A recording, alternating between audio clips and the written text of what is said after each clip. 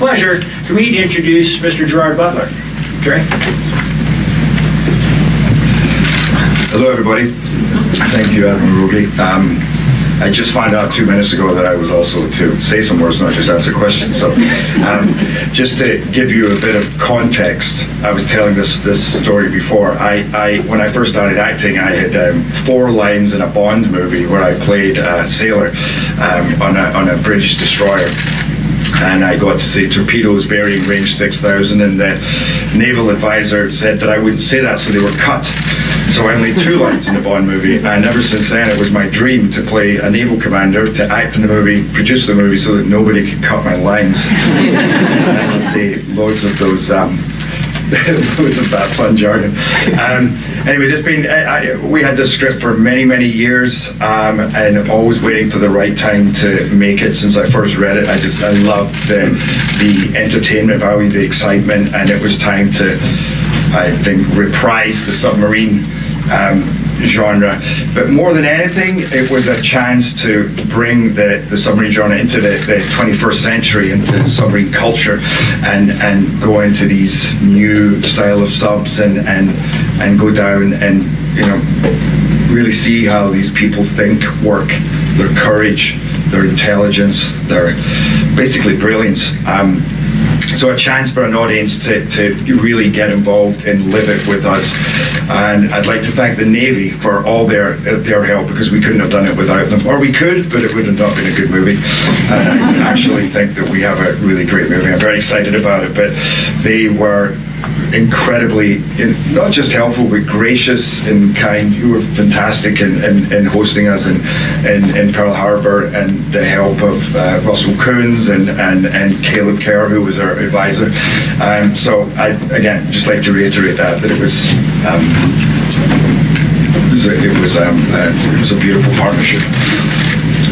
Okay, I think that's it. Am I missing anything? I'm not quite sure what I was supposed to talk about. Good. Barbara. Mr. Butler, Barbara Starr from CNN. Hello, Barbara. Hi. So, if you'll permit me to start on a serious note about the film, a couple of days ago, I think, you spoke publicly about this film, about not traveling to Saudi Arabia at this time to promote the film.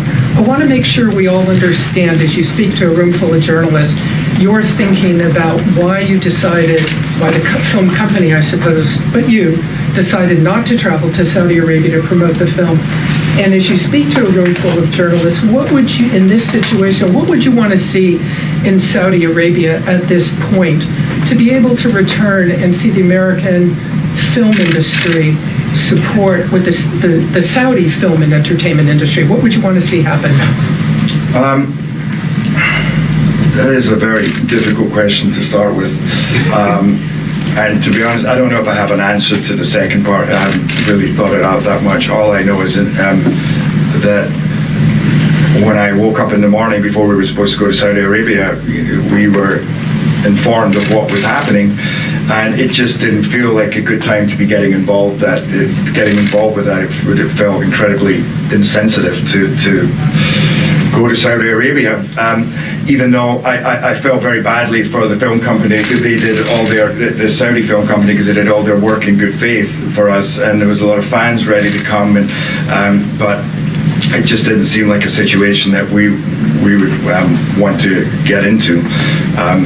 And as that situation isn't concluded, then and there are no definite answers, then it's not for me to be coming up with solutions. Did anybody from the U.S. Navy or the U.S. government say, please don't go? No. Jennifer Griffin with Fox News. I was actually going to follow up on what Barbara had asked, but was it an issue of press freedom that caused you to make that decision, or what was it that you were reacting to? And then if I could get you to describe what it was like on the submarine and what you felt like on the sub and what you saw in these hunter-killer subs. Well, we were going to be going to Saudi Arabia and meeting certain people that have been implicated in this. So you can imagine it just didn't feel like a trip that we should be making, the press freedom or not, just not for us to get involved with, basically. And then what was the next question, Sam? what it was like on the sub and what it felt like being on the sub, what you saw? That's such a broad question, because it was one of the best experiences of my life. It's a childhood dream to be on a sub. I didn't think that it would happen in the way it did, that I would take off from Pearl Harbor and be sitting on the conning tower with a submarine commander and pretending myself to be a submarine commander. And one of the first things that we did was we did a lot of drilling while I was there, battle stations and man overboard. And I don't know if I'm allowed to say this, but when they do a man overboard, rather than putting a man overboard, they throw a bag of popcorn into the water. And then you spend the next 4 minutes, because if you're in cold water, he's not going to make it, and neither is the popcorn, because actually the bag breaks open. So you spend the next 4 minutes maneuvering an 8,000-ton sub to try and get next to the popcorn so somebody can jump in and rescue it. and that was kind of a baptism of fire. And then going into the sub, it was one the platforms, the weaponry, the sub itself is just you're entering another country, another world. It's like an alien planet, but just fascinating.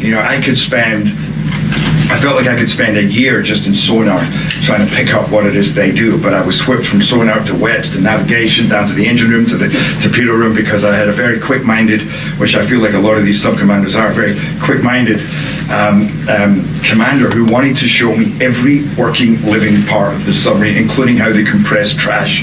So I learned everything, but it was kind of we were there for 3 days, and it was a very...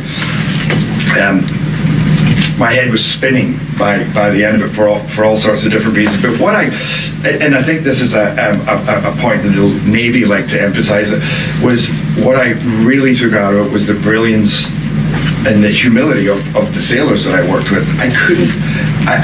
Not that I didn't have any appreciation for them before, I absolutely did, but having spent time with them to realize how their minds work and how agile and how creative they have to be, and they're constantly being tested, to prove themselves, to think logistically, to think intuitively, to think in all different manners. So even when they're not working, they're playing cribbage so that their minds are taking over and that muscle is working. And then you see that also one of the things when you can do it in a movie, but when you're actually on stuff, you realize the dangers, because you're there and you're 1,000 feet underwater, and you go, okay, what are the different ways things can go wrong? And once you climb into the reality of that, it's actually quite scary, and you have all the greater appreciation of what these people do every day, unsung and unseen, and their kind of courage and valor, and that is not seen by everybody. And that's another reason we wanted to make this movie, was to show that courage and that brilliance and that valor that they have, and hopefully that comes across in the movie. Sure.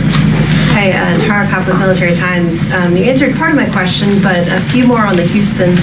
You were there for 3 days. How much of that time did you stay submerged? Did you, did they treat you like a commander on the sub where you had your own private quarters? Did you sleep with the rest of the crew? And did you get to work out while you're on the submarine?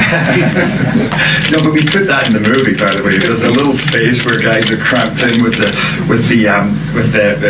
bike. To show the uses that have to be made of this tight space in this subs. They have to think creatively in everything. So I what was the question? So you didn't work out? No, so we went down for 3 days. That was the question. So we went down for 3 days, and we were down for 3 days. No, I didn't work out, and I slept in the same room as the XO. So when he was working, I would be sleeping, and vice versa. So there was 2 bunks in the room, but our director, Donovan Marsh, got to sleep in the crew's quarters. So he was in, I don't know how many bunks were in there, but a lot. By the way, if you want to answer any questions, I remember you're absolutely. Maybe I should have stood aside. So no, once we submerged, we were down for 3 days. And did you get to experience the maneuverability of the sub, Oh, yeah. Absolutely. So we basically, while we were down there, drilled pretty much all of the sequences that we would do in the movie. So we had battle stations, we had dives, we had quick surfaces, we had fire drills, and it gave us a lot of ideas as to what we could do, just specific things about what we could really pull out of the movie and emphasize.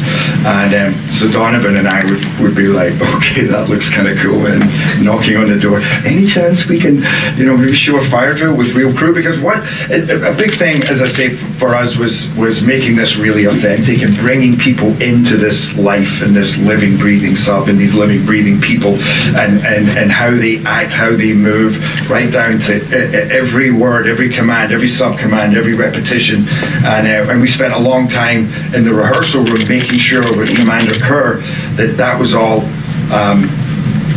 completely accurate. And therefore, even if an audience at points wouldn't understand what was happening, they would still understand the intent and purpose of what was going on and kind of be pulled into the excitement of it. It was very exciting. If I could, I think Yes, please. might be interested as well in your experience on Houston on the first dive, how that translated to the gimbals that you put the set on in the UK. Oh yeah, so that was one of the first things that when we did a deep dive, we suddenly leaned back, myself and Donovan, and we're going further and further back. Going, oh my God, this is how it works. And we looked at each other, and an idea was born that perhaps we could put the whole set on a gimbal. So we ended up with a 17-ton set with 40 actors and crew and all the camera equipment, basically working on this hydraulic platform. And so when we go for our first dive in the movie, everybody could lean back, and when we were in the action sequences and torpedo chases or avoiding depth charges right in the middle of warfare, that the sub could move and we didn't have to do the Star Trek. The cameraman just going, okay, there you go. So again, it just gave it a little more plausibility, into the movie. Louis Martinez with ABC News. I have just a follow-up quickly to Barbara and Jennifer's questions about Saudi Arabia. Were you intending to meet, or were you planning to meet the Crown Prince, Mohammed bin Salman, as part of your tour? And then Yes. I have another question about the movie. Yes. That's the answer to the first question. And were you, so obviously this has been canceled because of that, of your feeling about what's happened, correct? Yes. That's the answer to the second question. All right, this is a question for both of you. I saw the movie yesterday, I enjoyed it a lot. One of the key questions, though, is we don't know much about submarines because they're highly classified. So how did you get around the classification of building what, to me at least, appear to be very realistic sets? And for you as well, how did you get around that whole process? Because I assume it was pretty intense. I found that the whole situation on the submarine very funny. I would joke about it all the time because you have the exact replication of a control room with all the LCD interfaces and digital maps and LCD computer screens with multiple layers of information, and then you say, what's the top speed of the sub? And they say, we can't tell you, that's classified.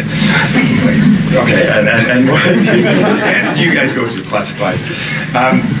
Which I found very, very funny, but we're not giving away any specific information. They were made up maps. They were, made up information. And then as to the more specifics of that, I'll let Rogi answer. Okay. No, thank you. No, but it's very much as you just heard. And of course, there's in setting up the shots and setting up the visit, we have a very standard protocol that's associated with how we can try and find the right mix of sharing what is most impressive about a submarine, but do so in a manner that's unclassified. So there's equipment lineups. There's ways to cover up pieces of equipment, etc., in ways that again allow a visitor to get a sense of what is really the awe and wonder of a modern submarine, and yet protect classified information. So, and part of the review of certainly of the script, of B-roll footage, etc., is all intended to ensure that there's a proper security review as well to make sure that there's nothing which is inadvertently revealed. Jim. Thank you. Mr. Butler, can you talk about how the cooperation from the Navy, you said without it, the movie would not have been good? How did it turn a good movie into a great movie? And also, should come to no surprise, you're very popular with certain Marines, was the fact that your character said, "Oorah," shout out to the other maritime service, the Marine Corps. Absolutely, yes. It was a shout out to anybody who would listen. No, that is actually the call that they do on board on board subs, which I was very gratified and excited to hear when they first did it, and that was something that wasn't originally in our movie, but that we thought, oh, this really works beautifully at a very appropriate point in the drama. What was the question? How did the Navy's help? Oh yes, the Navy. So basically, again, with all the technical backup, they gave us their engineers who worked closely with our production team, and they were allowed on board a submarine that I think was stationed, so it wasn't taking up any time, wasn't going anywhere, and allowed to again just go into real detail about completely replicating the different areas, and then we also did some training in a wet trainer. I don't know if you know what a wet trainer is, but it could basically be a torpedo room and an engine room, and it's where you have all these different pipes that leak high pressure, very cold water, and you have to try and fix it before you drown. And it was quite scary. I have to say, it was because the water starts filling up as you're in there with the. But I point out this was intended as a demonstration, but Mr. Butler insisted on, can I go in and try? Right. Yes. I like to try and conquer my fears. When I stepped in, I thought this was probably a bad idea. I still am not completely sure there wasn't a bad idea, but that's an example of kind of improvising and thinking on your feet, because it was actually such a exhilarating, exciting, scary experience that you thought, let's put this in the movie. This can be our engine room, and we used it in the movie. So there was things like that, the technical backup, and then the submarines itself, because we were allowed to film exterior shots of the submarine, which really it just increases our production value so much, and again brings an audience into the reality of this situation. And then again, and then certain things like certain fire drills, etc., where we could use the actual crew, because there's 110 men putting on fire equipment, running through the ship in a kind of a rather frenetic but at the same time organized fashion that we would never have been able to replicate properly. So moments like that, again, it was invaluable. And then the help of people like Russell Coons and Caleb Kerr, who was there for every moment, every detail, either technically, either jargon, lingo, or just emotionally. What's like, for instance, that was one of the things that in terms of the movie, in terms of the drama, you go, okay, if we're hit by a torpedo, that's it, it's over. But what does that really mean?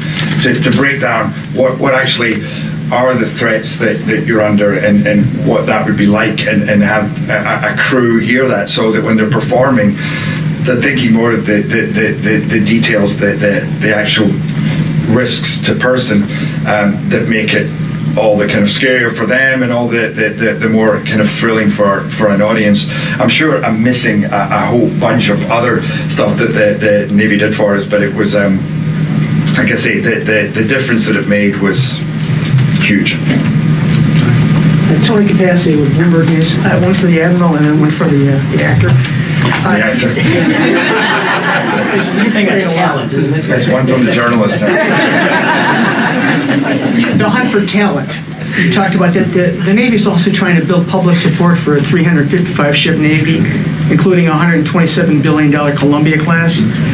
Within Navy circles at your level, did they see this movie as a way to maybe sensitize the public or get public support for this next big kahuna of a submarine program? And then for Mr. Butler, your movie comes in the long line of submarine movies: Run Silent, Run Deep, The Enemy Below. The Hunt for Red October, where another famous Scotsman played a Russian. Scotsman. Excuse me. Did you view any of those movies as kind of to get into the spirit of things? Yeah, I'll give you time to think about yours. And well, certainly the Navy views these opportunities to partner with Hollywood as another opportunity of communicating with America, with our constituents. As I said in my opening remarks, I think there's a near-term objective with that in trying to show a generation of young Americans, 18 to 24-year-old young men and women who might not normally even consider what opportunities the Navy can offer them, and be able to expose them to something that might excite their attention, at least enough to go to the www.navy.mil website or further inquire. Because one of the challenges that we have is that even as recently as 20 years ago, it was almost 50% of Americans who had a parent who had served in the military. Today, it's about 16%. And so a lot of people who have chosen to serve choose because they have some awareness, some familiarity. They had a parent or a brother, an uncle, a guidance counselor, a teacher, somebody who was able to look at them and what they were attempting to achieve in their life and say, you should look at something in the armed services, look at the Navy, look at the submarine force. There's something that you would benefit from, and you would serve your country as well. The other part, though, of the communication is the broader outreach to America, to our constituents. And with the Navy, if you live in a coastal town, particularly a Navy town, if you're in Newport or Groton or Norfolk or San Diego, Seattle, you probably don't need a whole lot more exposure to the Navy. You look out your window and you see your Navy. But America is so much vaster than just those coastal fleet concentration areas. And so we view this as this movie in particular, movies, media in general, as an opportunity to communicate more broadly to America, to our constituents. So it's not really about specific support for any particular program. It's about, I think, our responsibility as servants to communicate with our constituents. Again, hi, we're your Navy. Here's what we do, and here's why you should care. Hey, the submarine, is it a Los Angeles class, Virginia class, or a SSBN? Yeah, in the movie, it is a Virginia class. Okay. Sir? When I went out from Pearl Harbor in the Los Angeles class, so I got to use the periscopes. But in the new Virginia class, it's a little joystick, so it's a bit of a different thing dramatically to be playing with the joystick as you're engaging the enemy. But a lot of my favorite movies before this movie were submarine movies anyway. I mean, I feel like there's no better place in our universe to put high stakes, ultra suspenseful drama in a small room 1,000 feet under the ocean, with all the risks adherent to that, and also having to bring in a bunch of crew members having to work together as a team, having to use their intellect, their logic, their strategies, and often over their military brawn and might, which I think is one of the selling points of the Navy, is it's really about the people. So you can have fun with the gadgetry and the weapon systems and the platforms, but at the end of the day, it's about the people operating them and how they have to think creatively and innovatively and courageously, and how they have to kind of hold on to that kind of bedrock of steadiness and honor, in the most incredibly tense, dangerous situations. So when I read the script and the book Firing Point by the very brilliant Commander George Wallace, said it's about time for a submarine movie, because after the Cold War they kind of died out, as a genre, understandably. And even when I first read this script, it didn't feel like we lived in a world where it was necessarily believable. You felt that you didn't have the same emotional connection around, when I first read it around 2011, which is kind of weird. It felt dated. But then things started changing, and you can't necessarily explain it, but just your gut reaction to the story, suddenly over time becomes maybe more plausible, and you think, okay, I could see if you move step by step the scenario unfolding, actually, that there's, you take the kernel of an idea and then you have a lot of fun with it, basically. Dare I say that when I'm sitting at the Pentagon, so you have a lot of fun, but I'm coming here as the filmmaker, not as the admiral. I watched all those movies in the past. I remember actually Das Boot, which is one of my favorite movies of all time, and it's actually about a German U-boat crew, but it's also just shows you the humanity in any person underwater with those stress levels, and the fact at the end of the day that everybody's kind of the same, and they all question what they're doing, and they all have to stand up and face the odds. But I remember being in a cinema in London, and there were only two of us in the cinema. It was like 500 seat cinema. There was only two of us, and I was in hour 16 of Das Boot, because it's a long movie. It's maybe not quite 16 hours. It's a long movie, but I wanted to stand up and scream, "This is how they should make movies!" It was just that you're grabbing the edge of your seat the whole time, and you're so with these warriors as they make these decisions and face some of the kind of darkest moments that they will, but have to kind of dig deep and really call in their brawn, and so it felt that we could do that with this movie and take it elsewhere. The kind of clashing of minds in the war room here. I don't know if I'm saying that here. I normally go at the Pentagon, but I'm actually at the Pentagon. So here, the clashing of minds in the war room at the Pentagon here, and then following a clandestine black ops team behind enemy lines in Russia. So you kind of had three different thrillers that we could merge into one. Whilst kind of giving a portrait of a world leading to the brink of war. Thank you. Thank you. Hi, Mr. Butler. Jim Guillermo with DOD News. You went on the boat. Did the rest of the cast get a chance to study with their sort of opposite numbers? And a second question. The United States had boomers and attack boats at Holy Loch in Scotland for decades. Did you ever meet any of those sailors growing up? No, I went to the Holy Loch, and actually we were all very proud of our kind of American connection at that point growing up, knowing that base was there. I don't think I necessarily met any of them.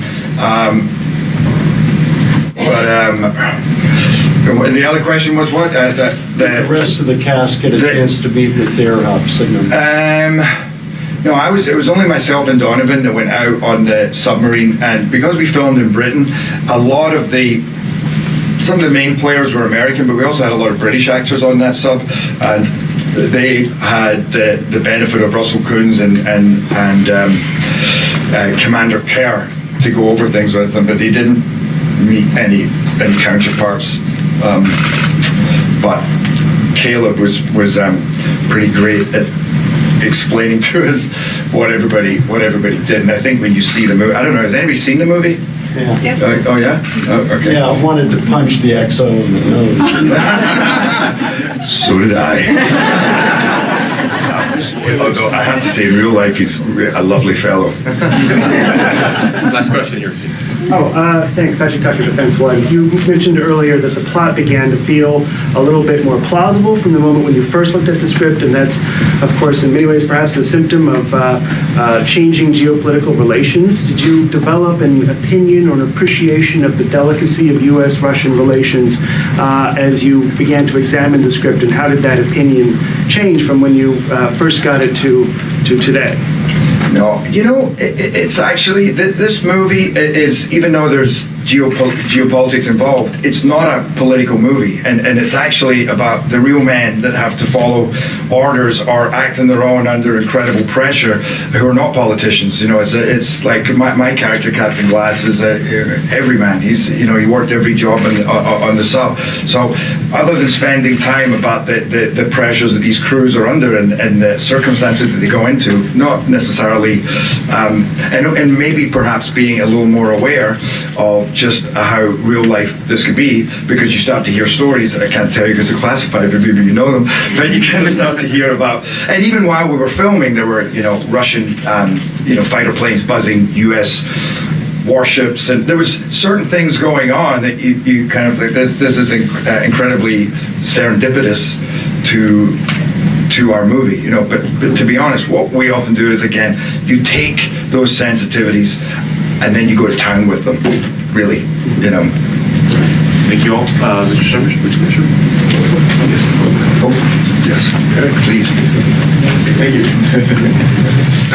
Well, having followed Gerard Butler to the microphone, I think I can safely say I can retire from public life. Yeah, but Admiral and Jerry, I call him Jerry, right? That's good, Jerry. I want to thank you for taking time out of what I know is a very busy schedule to be with us here today. And we appreciate you doing this because to highlight the work between our Navy, my Navy, and Hollywood is a great thing. But more importantly, I think it honors the men and women who serve in the Navy, the men and women who served in the Army, the Air Force, the Marine Corps, and of course the Coast Guard, all those folks who are miles away from home right now. To know that you're here today is a great thing. So we thank you for that. On behalf of Secretary Mattis and Ms. White, it's great to have you here in the PBR. In fact, I can think of maybe only one other person in this building that can fill this room like this, and he's not here right now. So it's good to have you here. We look forward to seeing the movie, and we look forward to spending some time with you. In fact, I guess I'm the only thing between Gerard Butler and all of you who want to have your picture taken with him, so I will stop with that. And thank you again for being here today. Thank you all. Thank you. So stand by. He'll be up here for pictures after. Thank you very much. Did Barbara Starr not want her photo taken with me?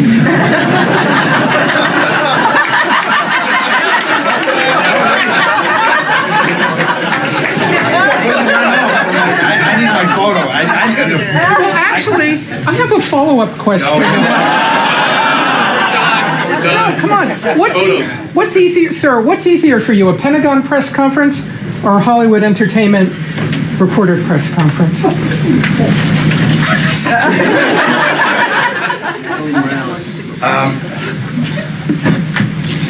Oh God, that's like asking, would you rather go to Mars or Venus? This has not been easy for me, but it's been fun.